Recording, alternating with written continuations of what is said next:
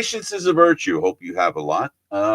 This is Leaf Talk, and we normally do it on Friday, and that means we usually do it on the night before the game. Well, it turns out we're doing it on Saturday, and it's the night of the game. I'm Frank Stanisci, Candid Frank Live, where you'll find us airing our views here on the Spanglish World Network on Zingo TV, channel 250. Please remember to download the Zingo TV app at the respective app stores for iOS and Android devices. While you download, make sure you rate and leave a comment. Both apps are absolutely free. Zingo TV is available on Google Chromecast, Amazon Fire, Fire TV sticks, Roku sticks, and also on all smart TVs 2016 forward. Now, this is Leaf Talk. Joining me, of course, is Aaron William Freeland.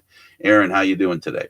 Doing all right. Frank, how are you doing today? Better, not as good as you. Not as good as you, but I'm doing fine. I'll survive. I had an incident happen where my glass top broke on my desk. So I have shards of glass everywhere like this. Was that just like the glass top on top of the top of your desk? Yeah, it was like a shelf. It was like a shelf. No, otherwise everything would be. I was going to say, I'd be looking at you from a very different angle. Well, here, I'll show you the corner of it. Come on. Oh, wow. Yeah, so it did go in a big way. Goodness. Oh, yeah. Those were the small pieces. And as you know, I swept the floor for a whole bunch. And now I got to be careful when I put my hands down. But anyway, we'll try to survive this, and I'm sure we will. It's an important time of the season for the Toronto Maple Leafs. Their goaltender, well, I guess their goaltending is rounding into shape. But one thing that the Leafs have done really well, and that is play without Matthews. Yeah, it seems kind of strange, but they're doing better this season without him than they were doing with him. It lends credence to the theory that potentially his injury was worse than expected, and trying to gut it out probably wasn't the best of ideas. It also raises the question of, well, is he entirely necessary, or can we, ship off this dead weight that's currently holding the team back? I say this wink wink as a Leafs fan, because of course that's a hyperbolic question. I mean, they are 6 of 7 since Matthews was sidelined, and they did actually manage to get a shutout, but man. Well, Aaron, history has taught us something about sports that is very true. There's a kernel of truth in what you're saying, and that truth would be you don't need a star player to win the championship. And by that, I mean that if you needed a star player to win the championship over a 25-year period where you had Marcel Dionne play for 20-something years, like 25 years he played, he never won a Stanley Cup. And he was, in his era, maybe top 3. Would that be a fair statement? It's a very, very fair assessment of Marcel Dionne. Top 3, never won a cup. Mm-hmm. So you see, he isn't the necessity. Stars are not the necessity to win the cup.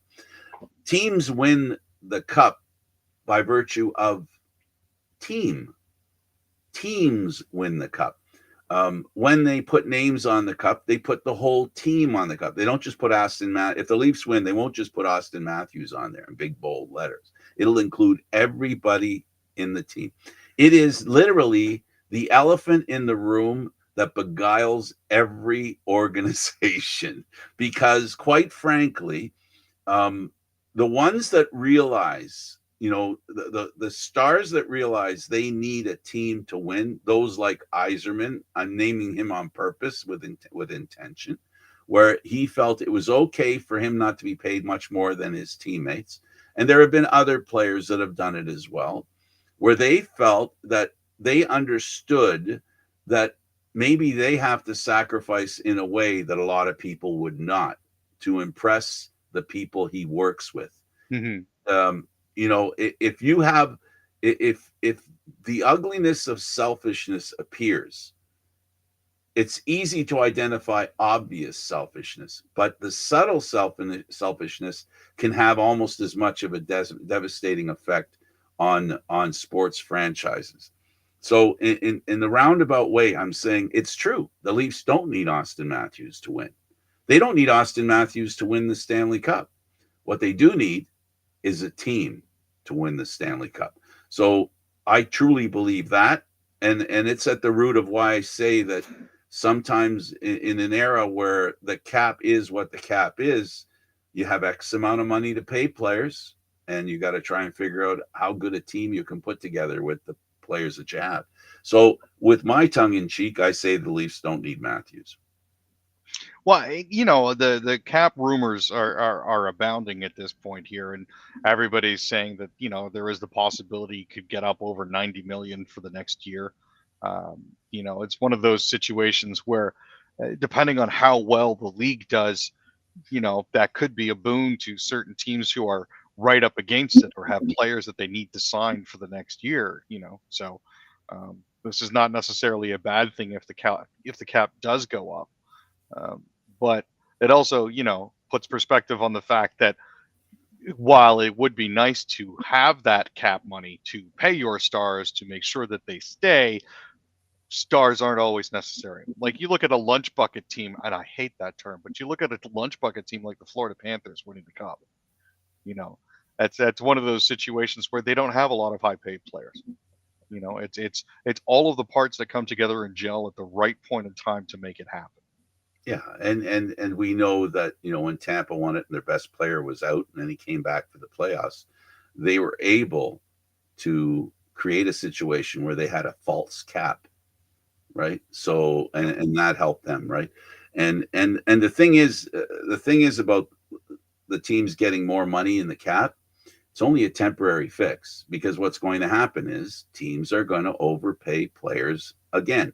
It'll just be the next batch. Like they might get relief. Like the Leafs will get relief. Let's say that they get relief and they're able to put Marner under their cap. Mm-hmm. Probably only going to barely fit under it because he's going to ask for as much as he can get. And there's talk that he may get 14 million, which is Dreisaitl's community, right? Where Draisaitl is. And the question that begs the asking, is he as good as, as Draisaitl? Statistically, I don't think he is. He's never been higher than Draisaitl in the points race. And does he offer anything more than basically getting points? He's a dazzler. He's playing his best hockey. Marner's playing his best hockey that I've seen him play. His mastery with the puck in the past couple of games has been mind-boggling, and how great he is. He's made grown men and veteran NHLers look silly. He's been that good. He's made them look silly. But we're not sure. I don't think you and I, either of us, could say at this point that kind of play will happen in the NHL playoffs. Because in the playoffs, he's going to get stapled, right? Being pretty doesn't work, and it's going to the physical play, the holding, the clutching, the late hits, all that stuff escalates, gets more and more important, which makes that kind of play that Marner's really good at less important. I wish for a difference for people like you who are Leaf fans, but the reality is the physicality in the playoffs diminishes players like specifically players like Marner. Now, just tapping back onto the salary cap limit for just a second here, Elliot Friedman was actually reporting that there is the potential for the cap to go not to 92.5 as first originally thought, but to anywhere from 95 to 97 million dollars next season. Yeah, that is a jump of approximately $7 to $9 million, which would very handily help the Maple Leafs solve their current salary cap issues. But I while I do enjoy Elliot's projections about this sort of thing, I'm loath to fully throw all of my apples into the cart on that one. So we'll see where they end up. Well, it is what it is until it is. Yeah. Right? And I mean, the Leafs have been doing a lot of banking recently with injured reserve. Domi was out, Kampf, Pacioretty, Yarncroke, Matthews. You got Ryan Reeves, who started his 5-game ban for beaning Daryl Nurse. Matthew Nyes has also been placed on injured reserve currently, so that's another thing. They brought up Fraser Minton as an emergency measure. They kind of had to sign Alex Nylander as sort of a stopgap thing. So now he's expected to make his debut tomorrow night when the Leafs play Utah. So I'm interested to see how all of that will go. what I find impressive, instead of we've keyed on the necessity of Matthews in the lineup. We've hinted at his absence obviously left a hole, right? Mhm. I find it very intriguing in the stretch of games that Matthews hasn't been there, especially showing this point I'd like to make is that it appears to me, I really think there's a good system in place with the Maple Leafs. I think they're getting some really good coaching where they're creating a situation where they can plug and play and Mhm. players are interchangeable. And those players that they have, right, are able to fill in the gaps created by the absence of such a player as Austin Matthews, right? It's a big hole to fill. And the way they played with their lineup that was a lineup good for the road in training camp. That lineup was filled literally, and I don't think I'm exaggerating, filled with players with very little NHL experience. Let's face it, there were at least four guys in that lineup, maybe five, that if the team was healthy would not be in the lineup, which bodes well for the way the team's being coached. And remember, the thing that hammered it home to me, Aaron, that lineup with a lot of those AHL players got a shutout. I'm going to get. I mean, the goalie deserved a lot of the credit, but Yeah. goalies are not invincible, as we've learned. No, unfortunately, they can only stretch or bend so far before breaking. So we seem to have been, and I'm knocking on wood here. We seem to have been all right so far. Wall has come back; he's been decent. Stolarz has been a wonderful revelation. Hildeby, while not solid, has been consistent. So in that regard, I think we're doing okay. Um, it's just the number of players that we currently have on injured reserve is just absolutely ridiculous, and it's one of those things where we're hoping it doesn't get any worse. I mean, Nylander has signed a contract for $775,000. A That Nylander. was a Nylander as opposed to W Nylander. Yeah.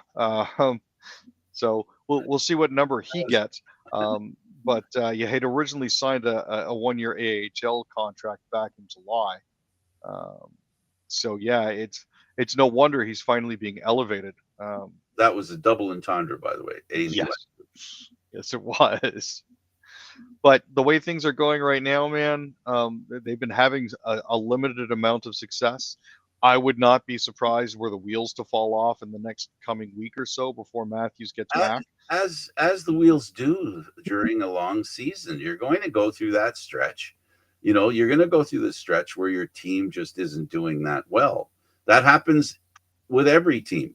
The key is, and that's the thing that I think separates the teams that are either well coached or good teams, however you want to define it, that they work their way out of that rut, right? They find a way out of the rut.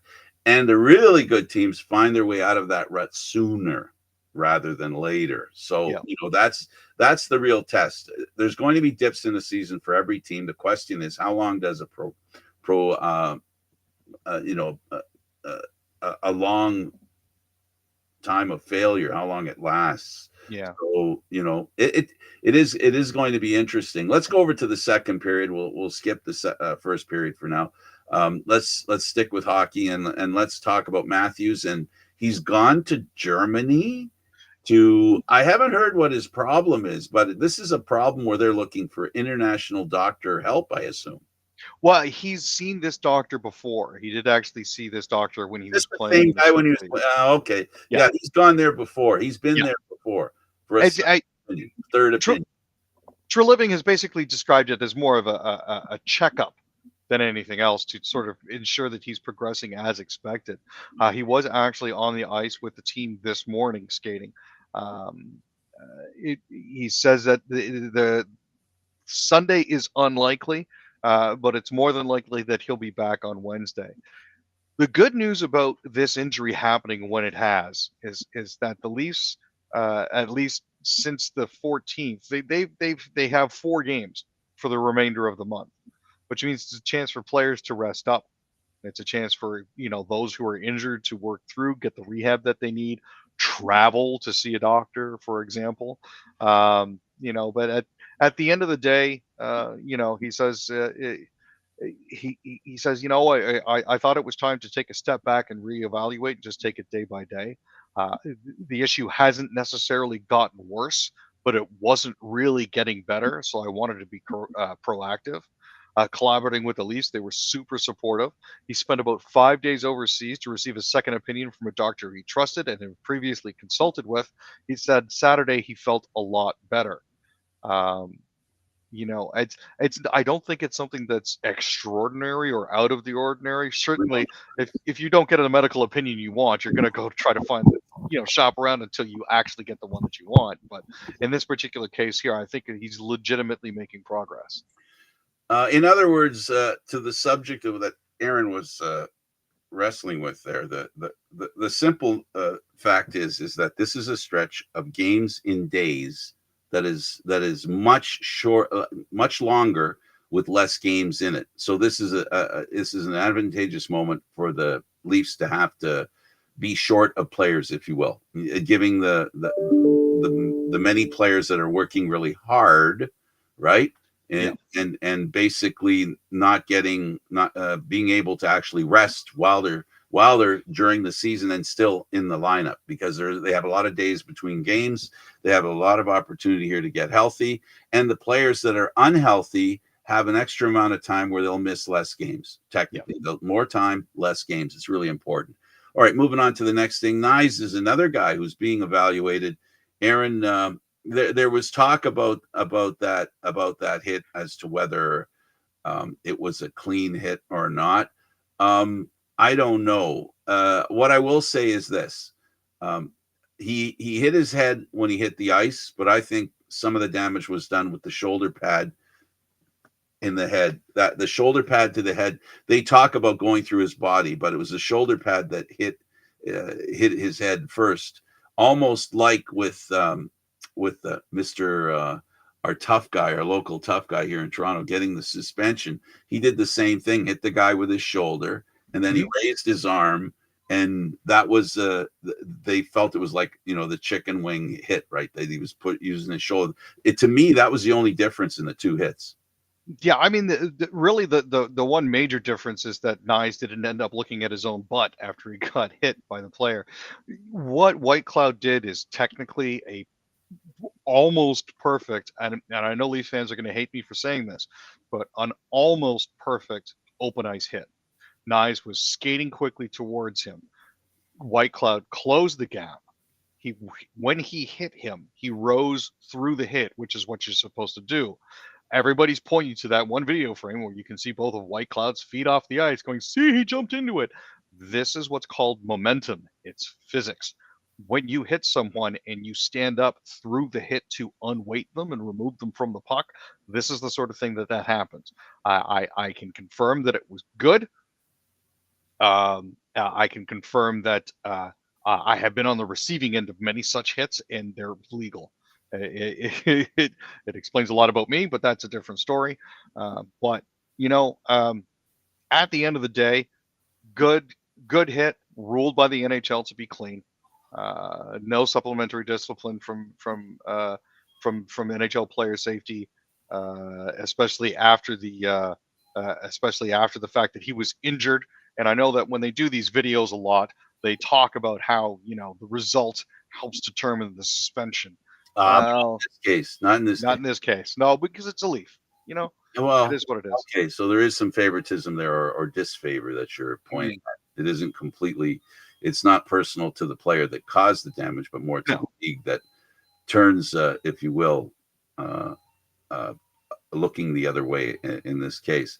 Now, for me, it's I'm not going to say that I'm of the opinion that I'm always unhappy when a player gets injured. I'm always unhappy. It doesn't matter which player. It just it makes me unhappy to see players get hurt. And the head is such a vulnerable part of our body. I know us men, we think other parts are more vulnerable, but that one is really in reality the most vulnerable part of your body. And it's scary when it's scary when a player goes down and doesn't get back up, and when they hit the ice and they're just free falling. That's the scariest part, is that that they're out because They're not doing anything with their arms or anything to break the fall. And for me, that's the scariest part. And his head did bounce off the ice. We saw that as well. So that couldn't have helped. We hope he gets better. Was it a legal hit? I'm not sure. Would I say it wasn't? I'm not sure. Again, only the outcome is what bothers me, is that he ended up with probably a concussion. Let's go over to Major League Baseball. And so you're going to get your wish. Yeah, well, we'll see how long it takes before people we'll see how long it takes before people are really complaining about it. But Major League Baseball is going to be testing a robo-ump challenge system at spring training, which could be implemented league-wide the following season. Rob Manfred told the Athletics' Evan Drellick on Wednesday that the league will test an automated ball strike challenge system in spring training in 2025, with the hope that the system can be implemented in the regular season in 2026. Basically, the system is supposed to give teams 2 challenges per game, but teams retaining them when they're correct. Now, not every spring training ballpark will reportedly have the ABS camera, but all teams will have the opportunity to play with the new system. They're going to have a spring training ABS test that will provide a meaningful opportunity for all major league players to see what the challenge system will look like. Manfred says that from his perspective, there's 2 sides to that test. It's what clubs think about, and also what do the players think about it. And they're going to have to sort through both of those. Now, they have been experimenting with the ABS system in 2 different formats in the minor leagues, going all the way back to 2019. Some games have seen robo-umps used to call every pitch, while others has used the challenge system about to hit spring training. The challenge system was actually used full-time in AAA. So it'll be interesting to see how that affects it. My issue with going full robo, fans already don't like umpires. Let's be honest. Nobody likes anybody that has the job that they do. It's pretty much universal. How badly this shows up the umpires when it's finally implemented could be one of the determining factors. So what we're talking about here, the bottom line is eliminating human error, right? And you just said right now that we're going to find out how error-filled umpires are. But I have a question. Is there such a thing as technical error? There is, and that's another issue that we have to look at here. Unless they're programming every single batter into this system individually, I can see where, like, not every pitch that is technically a strike looks like a strike. Or And is the same with balls, right? Yeah. So the question is, where is it measuring where the ball is passing over the plate? Is it at the front of the plate, the middle of the plate, the back of the plate? Is it going to look at where the catcher frames it up? Is it going to take into account the fact that some batters like to accordion when they're at the plate to change the size of their strike zone? It's a very technically difficult thing to implement. And I know people love to say, oh, robots will solve it. It shouldn't be a problem. Get rid of the umpires. They're all bums anyways. You have to factor all of this stuff in.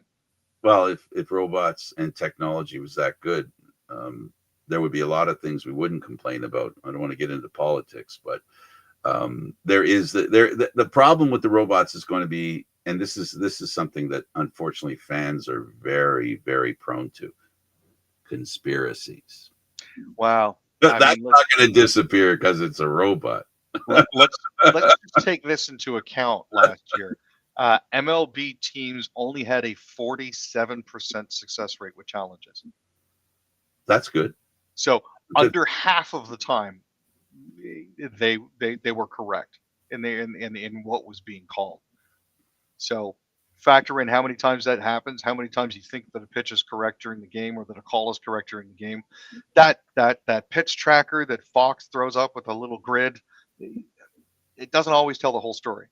I know, and especially because a lot of times a lot of balls that look like strikes are called balls, and a lot of balls that are called balls are strikes. Actually strikes. Yeah. They look, and that's the other thing. You've highlighted a couple of points that, can technology handle this situation? We don't know. which is why the league, in its infinite wisdom, through previous lessons, sports leagues now for decades have realized that the only way to know if a system works is to try it. And they don't want to try it in the big leagues. So every league, whether it's hockey, basketball, football, baseball, they try it at a lower level where the intensity of the adjustment is not as severe as it would be in the majors, and away from major, major media, questions, right? So yeah, so it's good what they're doing. I mean, what are they trying to do, Aaron? What's the point? I think the point is they're trying to make the game better, more accurate, and make sure that the players decide the game, not a bad call. Exactly. And that's basically what they're trying to do here is to streamline the calling system, make sure that they get that as correct as they possibly can. And try to remove as much human error from it as possible, like you mentioned. We got some drama going on in F1, Aaron. What's happening there? So there's 3 races remaining in the Formula One season. Max Verstappen is as close to a 4th consecutive world championship as he possibly can be. If he wins on Saturday morning at 1 a.m. In Las Vegas, technically it could be all over. He could have won that. Um, but not everything is going as smoothly as you'd like. There's a new race director following the firing of Nels Vidic that kind of blindsided the Grand Prix Drivers Association. They created an Instagram account to rebuke the lack of FIA transparency. George Russell, one of the directors of the GPDA, said, it was a bit of a surprise, I think, for everybody. It's a lot of pressure now onto the new race director with just 3 races left. Often as drivers, we probably feel like they're the last to find out that sort of information. Um, Also, Greg Maffei, the CEO of Liberty Media, the company that holds the commercial rights to F1, said he was stepping down from his position. This followed months of speculation that owner John Malone was displeased with Liberty landing in 2 different Justice Department investigations, specifically one surrounding F1's refusal to allow Andretti Global into the series, and the other over allegations of a Live Nation concert ticket monopoly. The Andretti team is expected to receive F1 approval to join the grid, albeit without Michael Andretti, who'd scaled back his role dramatically since the IndyCar season ended in September. F1 has also denied over the weekend that Stefano Domenicali, CEO of Formula One Management, was also on the move amid rumors that the Italian would take over MotoGP if Liberty's purchase of the series was approved. And René Vilm, a longtime Liberty Media employee, CEO of the Las Vegas Grand Prix, and potentially Domenicali's successor, told the AP she would fulfill any role Malone tasks her with, but has little desire to move from Colorado to London to replace Domenicali. Maffei's newly opened job, who knows at this point? Do the Europeans actually want a North American to run the? That's the other thing to consider as well. Many drivers, particularly 7-time champion Lewis Hamilton, have been at odds with FIA President Mohammed bin Sulayem since his election following the 2021 season finale. The GDPA statement, in a GDPA statement, they reminded the sanctioning bodies that members are adults who don't need lectures and fines on foul language or jewelry bans and clothing restrictions, and simply want fair and consistent race control. So there's all of this stuff that's going on with it. Las Vegas had a lot of issues with their debut last year.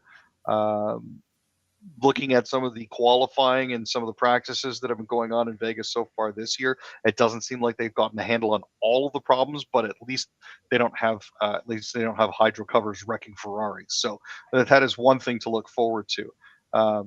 Also, Russell is starting at the front. We're going to have Pierre Gasly of Alpine Racing in position 3. Verstappen is starting from 5, and Hamilton is starting from 10th. So the order on the grid has certainly set everything up to be very, very interesting. I'm going to be staying up late tonight to watch that race. Hope you enjoy it. Oh, I will try. Liney's coming back. The Canadians traded for a very important player, one that was comparable to Austin Matthews, and now they have him. Now he joins their lineup, and we know that his injury happened in an exhibition game against the Maple Leafs that drew a lot of ire. Yes, there were. They actually had to deactivate that particular player's most social media accounts because he was actually getting death threats from Montreal fans. So they take that sort of thing very seriously. but the Habs might actually be getting him back soon. He wore a non-contact jersey, played with his teammates on Wednesday for the first time since suffering a left knee sprain, but left the ice after about 15 minutes. That's 1-5. So he's easing himself back into it. Cedric Perret, unfortunately, not playing in the NHL at this point. Excuse me. The Canadiens had announced on October 1st that Laine would be sidelined for 2 to 3 months. He started skating on his own on November 6th before joining the team at practice. Laine is going to probably need a lot of time to get back into game rhythm. Maybe 2 weeks, maybe 3 weeks. But in the meantime, hopefully fans will have an opportunity to see him play with the Laval Rocket in the AHL. That would be a nice treat. Absolutely. Well, we spoke earlier about the difference between great, good, and not so good teams is their ability to bounce back from a bad stretch. The Ottawa Senators have lost their fourth in a row. That would be an inability to bounce back. They have another chance. Losing 5 in a row would be too much. They lost to the Golden Knights recently. Yeah, they were defeated 3-2. That was their fourth loss at home and their fourth consecutive loss overall. They made some big mistakes, which are tough to survive, especially when you haven't been getting a lot of scoring support. Eichel opened the scoring for Vegas just 6 minutes into the game. Eichel hit Barbashev with a cross-ice pass. Linus Ullmark, ex of the Boston Bruins, slid to make the save and fell. Barbashev got the rebound and passed it back to Eichel, who just put it basically into the empty net.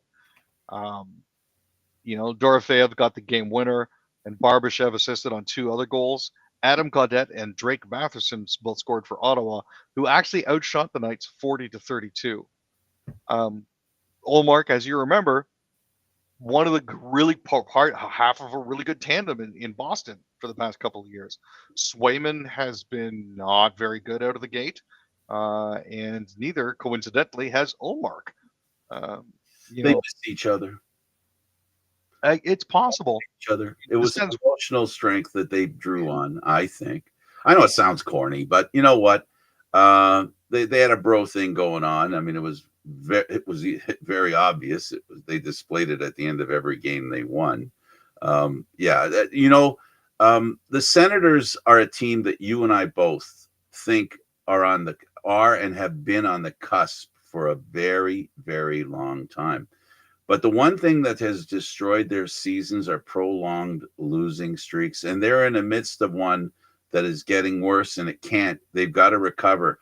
They were in good shape before those 4 losses, Aaron. They were in a playoff spot. They were ahead of the Leafs. They were ahead of the Bruins. They were making a move, because they played so few games and had enough points to challenge, those teams, the Leafs, the Bruins.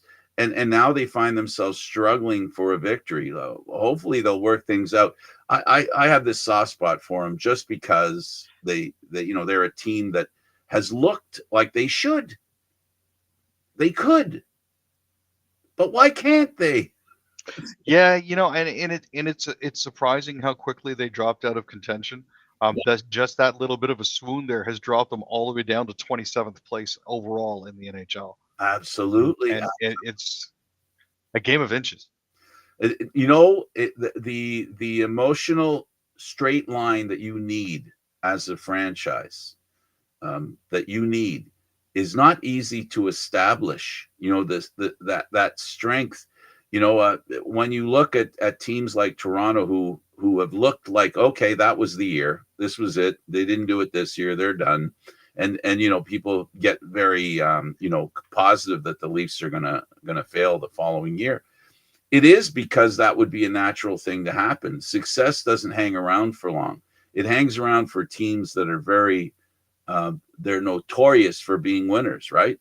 But because the Leafs haven't won, the first round as much as some have hoped, and the Senators haven't made the playoffs, this is one of the things that the Senators are trying to do. They're trying to get to where the Leafs are, and that is make the playoffs.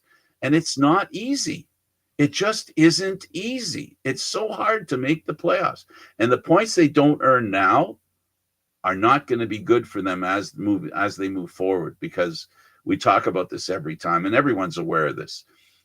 when you're down in the standings, it's not the fact that you got to catch up to one team, but when you got to pass 5 or 6, of which any could get hot and stay ahead of you.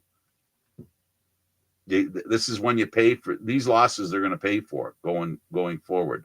Now we have the Edmonton Oilers as an example last year, so there's no guarantee that being this low at this time of year that you're out of it. Edmonton proved last year they could get back in it. Around this time, Edmonton had made up for all the lost ground they created by all those losses early, but eventually, before Christmas, the points you get before Christmas are going to help you in April. And April's a very important month. And April is all about the points you gathered before April. So good luck to them. A team that I'm pleasantly surprised with, as you know, we support all the Canadian teams, and Calgary's in Canada, so I support Calgary as well. Uyghur was a standout for Calgary, and they beat the Rangers, who lately don't look like the monster that everybody thought they might be. Yeah, it's surprising. The Rangers are actually in a wild card spot with 25 points. Calgary are currently first in their division, believe it or not, at 12-6-3. So that's nice to see. But Mackenzie Weegar has been one of those guys who, when I first heard of him and watched him play, I kind of poo-pooed his style. And I would like to wholeheartedly apologize to Mr. Mackenzie Weegar. Sir, I was unaware of your name.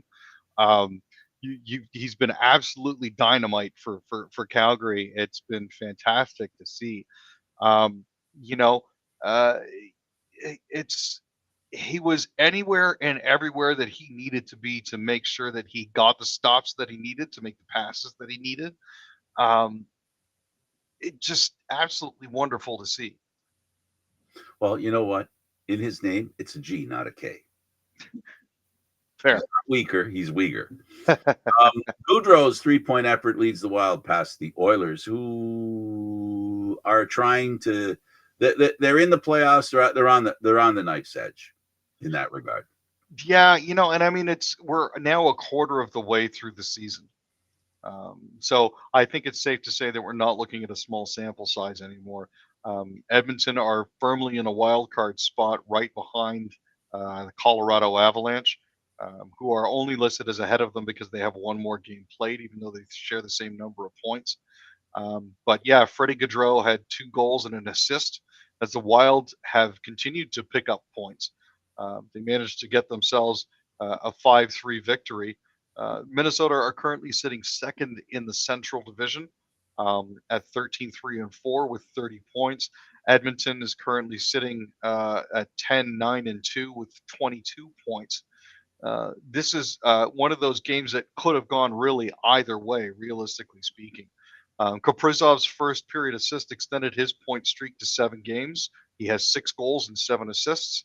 He's currently on pace to reach 150 points this season. Wow. After becoming the Wild's first player to reach triple digits in points with 108 in 2021 and 2022. On the flip side, with injuries to Victor Arvidsson and Zach Hyman, forward Kasperi Kapanen, yes, formerly of the Maple Leafs, made his debut on Edmonton's second line just a couple of days after being claimed off waivers from the Blues.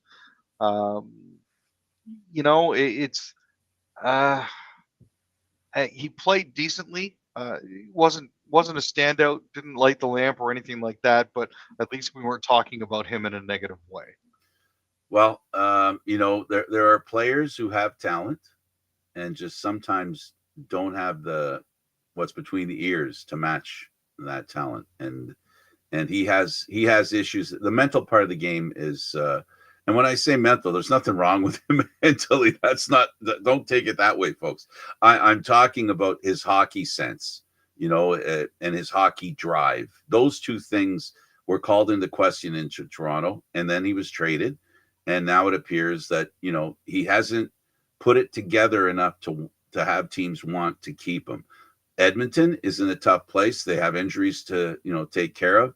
And, Kasperi Kapanen's speed has always been something that has caused teams to salivate and think that he can do something. And, he's a pretty good puck handler too, around the net. So, this guy should be able to put it together, but we'll see. I mean, it's a tough game. Hockey is not just physical, it's mental as well. And there's there's a tough. We talked about the Senators. We could talk about the Sabres. We could talk about all these teams that don't have the makeup to win when they shouldn't and win when they should. Because if you can't win when you shouldn't and you can't win when you should, then you're not going to be a really good team. You're going to struggle if you only can do one of those two things. So 100%. it's an interesting situation and but fun nonetheless.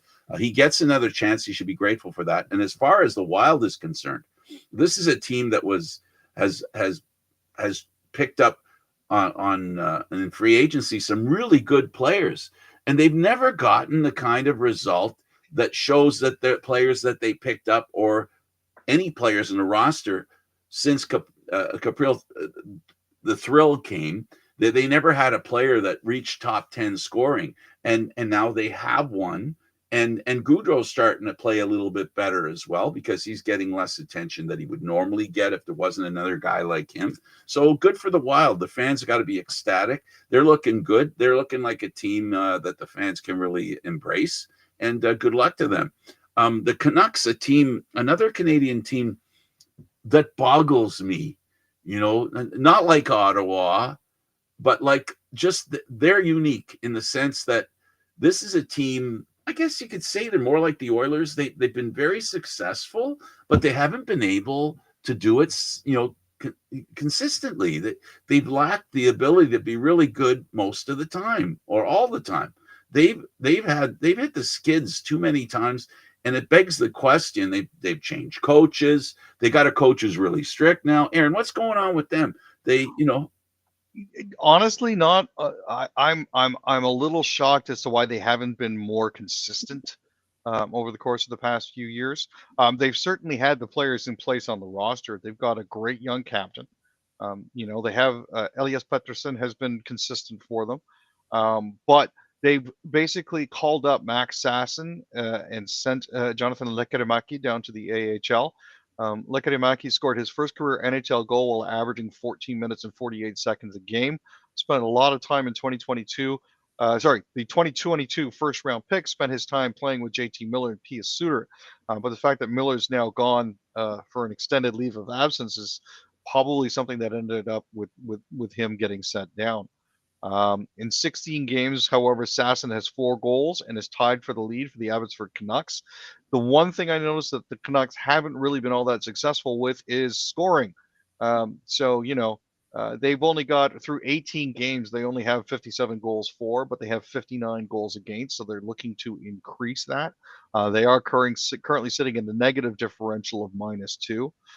You look at teams that are currently successful in the NHL, and they're +11, +28, +18, +19. So you can see, the driving force behind them bringing Sasson back up again.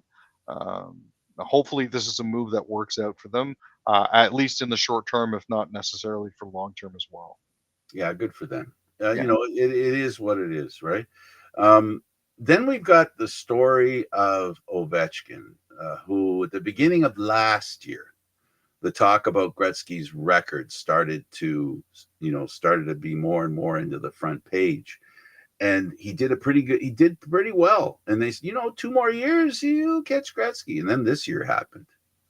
And all of a sudden it was, he might do it this year. And then something else happened. He was injured. He's got a broken tibia. Yeah, it doesn't appear that the hockey gods are anxious to have him beat Wayne Gretzky's record of 894 NHL goals, just quite yet. Unfortunately, he had a leg-on-leg collision with Jack McBain. The outcome was a fractured fibula. So he's out 4 to 6 weeks. Now, he's 39. He's getting up there. He's actually only missed 35 games due to injury and other absences. Some were due to suspensions. Others were being in COVID-19 protocols, but only 35 games missed due to injury is huge. It sucks that he's out, but at the rate that he was scoring, I wouldn't be surprised if he caught Wayne Gretzky's record well before the end of the season.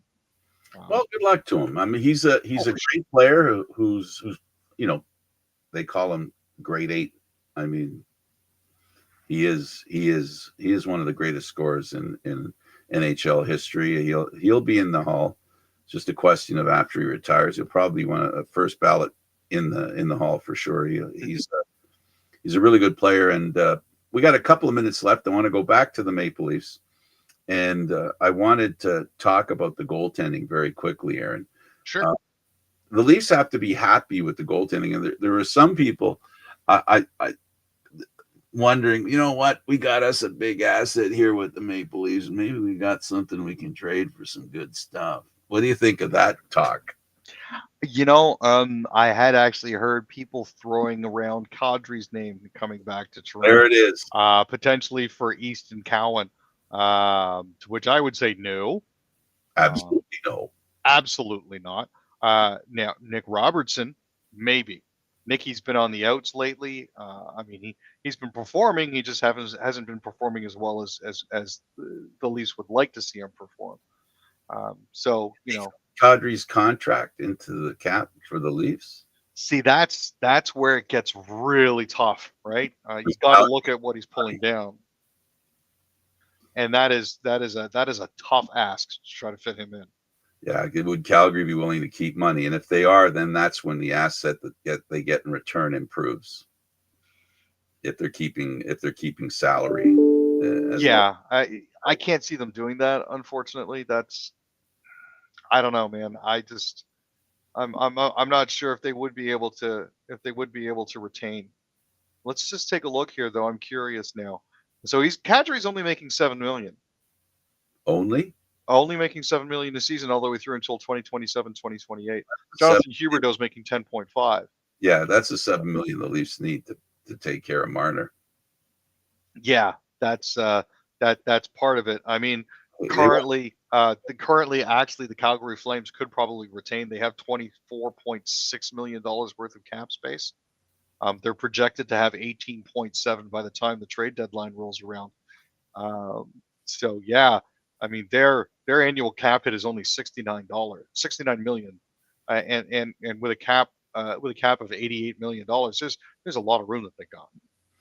And the other thing is that with the ability because of cap space to have players when the season heads into the trade deadline, a lot of teams will make trades, and if you have cap room, you can really do some decent shopping, and just shop by paying the salary. You don't have to worry about, to get a guy, you have to divest yourself of some salary at the same time, and that ends up costing you. Leaf fans have learned that with the Dubas era, which was, to get rid of guys, they ended up giving away first round draft picks. Calgary's in the position where if they can be as close to first as they are now, and they can get into the Western Division playoffs, if they can bring in players, and $18 million is a fair bit of good talent that they could make a difference. So yeah, I mean, as it stands, they're only $4.25 million off the salary cap floor. Exactly. They're this is a team that has the room. Should the performance continue, they have the room right now to be massive buyers come the trade deadline if they want to make a push for the playoffs. See, that's the thing about today's NHL. When nowadays, back in the day, it would have been getting rid of players. Yeah. Excuse me. It would be getting rid of players. Now it's all about divesting yourself of salary against the cap. And if you can do that, that's how you rebuild. Because there is not, I'm going to say this, and I hope I'm not wrong, but I'm going to run it by you. It's harder to find salaries that'll fit into your lineup than good players. Yes. Right. And here's the thing: the goodness or badness of the player doesn't necessarily match their salary. Right. So the bin is full of players that have potential. Mm-hmm. The Leafs have a goaltender in Stolarz that he wasn't in the clearance bin, but he might as well have been when you consider how they got him. Yeah, I'm just going to consider that a yoink. Part of the Maple Leafs, and we'll just leave it at that. You're just saying they got lucky. Is that what you're saying? Yeah, they really honestly did. I'm not sure why Stolarz was really going for that, but if they got lucky, Florida got stupid. I'm just I saying. tell you. You can't have both, right? If one's lucky, someone was unlucky. And you know what? I love the way he plays goal. I love the effect he has on Wall, because Wall doesn't have. This sounds stupid, but Wall doesn't have to have the pressure on him this year to have to be the guy. He has to play really well, because all he has to worry about now is his play, how he plays. He can concentrate on his job and not worry about how his job affects the team as a whole. And that's the neat thing about having a decent backup. And that's the Allmark effect in Boston, in my opinion. Now, see, here's what I find really interesting. They locked down Wool to a 3-year, $10.98 million contract, and then agreed to a 2-year, $5 million deal with Anthony Stolarz. So technically speaking, I think Wall is getting paid more money than Stolarz is, but Stolarz is the number one. So having a guy like Stolarz here who can eat up a lot of games is good in the long run for Wall, because it allows him to have the opportunity to continue to develop and to make sure that he doesn't injure himself again. And the key for Stolarz is the same key that Campbell ended up benefiting from, and that is playing well in goal on a team that plays well enough to help you play well in goal, helps you in your next contract. Since goaltenders normally don't have, like, we're talking 3-year deal, that's not a life, that's not a career. So we've got a situation here where Stolarz, if he plays well and the Leafs play well defensively, he's going to help them with his next contract. And we know in the National Hockey League that goaltenders, they're on a carousel. They're just on a carousel. And what the Leafs can do is take advantage of the fact that Stolarz is here now, help Wall to develop longer term success and the ability and the belief that they can do it, that he can do it.